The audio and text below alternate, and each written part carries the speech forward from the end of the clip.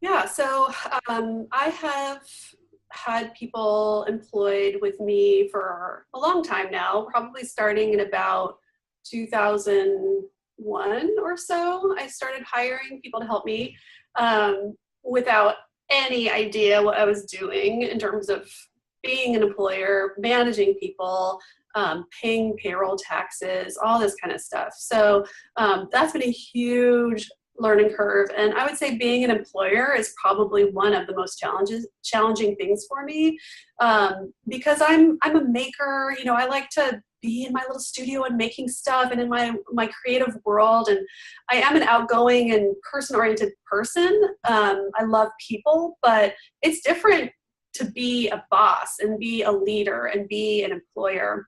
I'm always striving to do, to learn more and to be even better.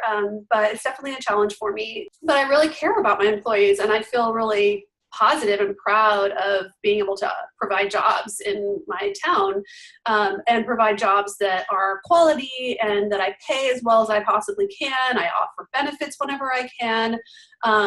And I create and foster an environment that it's a really wonderful working environment, and people want to stay here, and they do stay here. I have a pretty low turnover rate. I have some employees that have been with me for years. And so that's hugely valuable. And I recognize how valuable that is, and try to retain the people who have been here for a long time and I want to keep for as long as possible.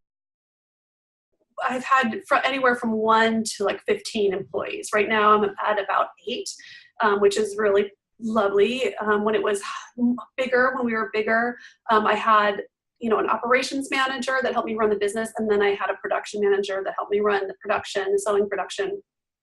And so that was really helpful, to have managers actually manage like the groups of people. And I didn't have to manage all those people directly all the time.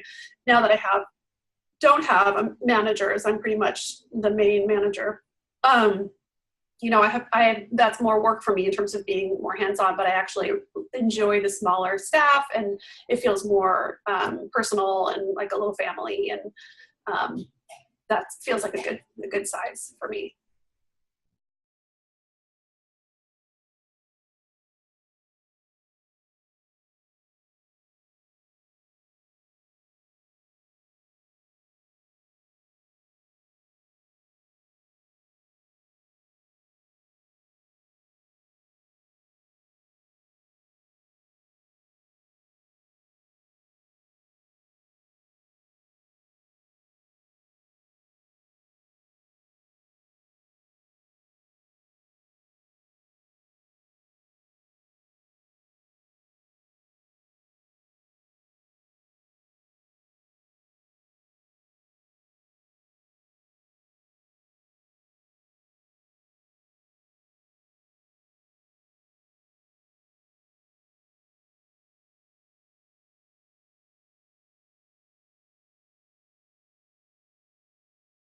Right. So we have a multifaceted business. So we sell retail in our retail store. We sell retail online to customers all over the world.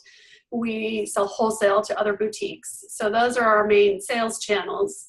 So we have a lot going on. Plus we have, in the retail store, we obviously sell our own goods, but then we buy and resell goods made by other artisans, and designers. So there's a lot going on, and it's a pretty complex business for being such a small business, which is really wonderful in a lot of ways, and also just insane in other ways. And wonder why am I doing it like this? But I think that's part of my personality. So in terms of, for our retail store, we use the Shopify POS system because our website is on Shopify. So that's kind of a no-brainer in terms of those two channels being synced up. We use QuickBooks to manage our books, and we have spent lots of different conversations and time talking about syncing up our POS sales with QuickBooks. Currently, we are not doing that. I've had, my experience so far what I've heard from people is that, yeah, it seems like that solution will just work, but it's not that simple. It's difficult to get things to work exactly the way you need to. them to work. So, and one interesting thing is that we kind of just changed how we were accounting.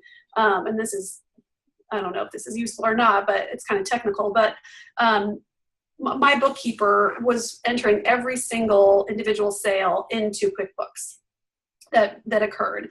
And so we were working with a consultant about lean manufacturing. And so he introduced us to some lean accounting.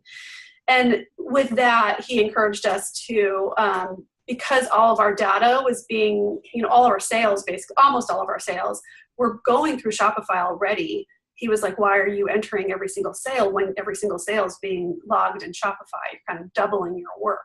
And so that was a good observation. And so now we're entering, my bookkeeper is entering sales like on a daily basis, like this many sales through Shopify POS, this many sales through Shopify Online, this many sales through PayPal, that kind of a thing. And so that's really cut down on the need to have our Shopify POS talk with QuickBooks, and it's cut down on the hours needed to spend, entering every single sale into QuickBooks. So along with the sort of lean accounting system that we're just kind of getting into place, we've been doing monthly inventories of of everything. So all of our raw goods, our work in progress, and our finished goods. So that's been it's been an intense process to put into place because it was a lot of work up front.